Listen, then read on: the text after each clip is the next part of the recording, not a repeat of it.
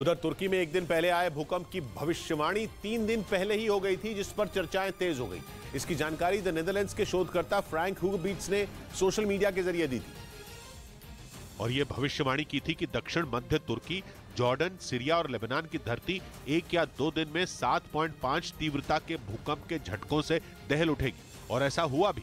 3 फरवरी को फ्रैंक हुगबीट्स ने यह भविष्यवाणी की थी, जो कि 3 दिन बाद सच हो गई। 6 फरवरी की सुबह तुर्की और सीरिया समेत 9 देशों के लिए ऐसा अंधेरा लेकर आई जिससे शायद ही वो जल्द उबर पाएंगे। तुर्की में भूकंप के झटके बार बार महसूस किए जाने के बाद फ्रैंक हुगबीट्स ने भी ट्विटर पर दुख जताया। लेकिन इस बीच लोगों में इस भविष्यवाणी को लेकर बहस छिड़ गई है।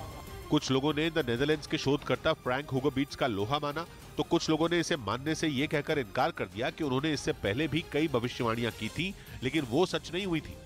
इधर केंद्र सरकार ने नई हज नीति का ऐलान करते हुए हज यात्रा के लिए आवेदन को फ्री करने समेत कई बड़े बदलाव किए। पहले हर यात्री को 400 रुपए की फीस देनी पड़ती थी, लेकिन अब यह फीस नहीं देनी होगी। अल्पसंख्यक मंत्रालय के मुताबिक यात्रा पैकेज में भी कटौती की गई, जिससे अब हर यात्री को करीब 50,000 रुपए की बचत होगी। तो अब 45 साल से ज्यादा उम्र की महिला को भी अकेले हज यात्रा पर जाने की इजाजत मिल सकेगी। इस बीच यूक्रेन ने इस बात का डर जताया कि युद्ध के 1 साल पूरा होने पर ईरान के ड्रोन उसके देश में बड़ी तबाही मचा देंगे। यूक्रेन के खुफिया विभाग ने इस बात की आशंका जताई कि इसके लिए शाहिद 136 ड्रोन की एक बड़ी खेप रूस पहुंचने वाली है, जिसका इस्तेमाल 24 फरवरी के आसपास किया जाएगा, क्योंकि 1 साल पहले 24 फरवरी के दिन ही रूस ने यूक्रेन पर धावा बोला था। उसकी सेनाओं ने कई दिशाओं से एक साथ यूक्रेन पर वार कर दिया था। इसके कई महीनों बाद जंग में ईरान के शाहिद 136 ड्रोन की एंट्री हुई थी।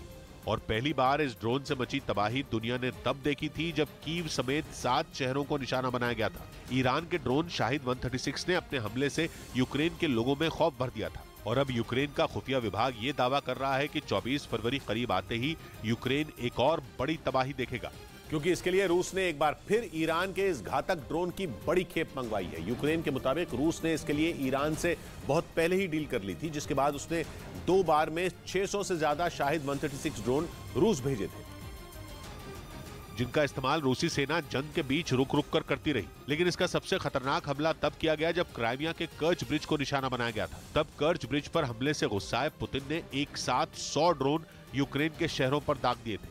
यूक्रेन ने दावा किया कि अब तक रूस 650 से ज्यादा शाहिद 136 ड्रोन यूक्रेन पर छोड़ चुका है, जबकि उसने ईरान से 1700 से ज्यादा ड्रोन की डील की थी।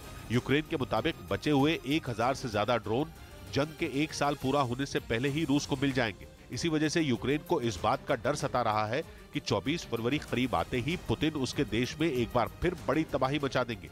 न्यूज़ 18 इंडिया की web series FIR number 208 streaming now.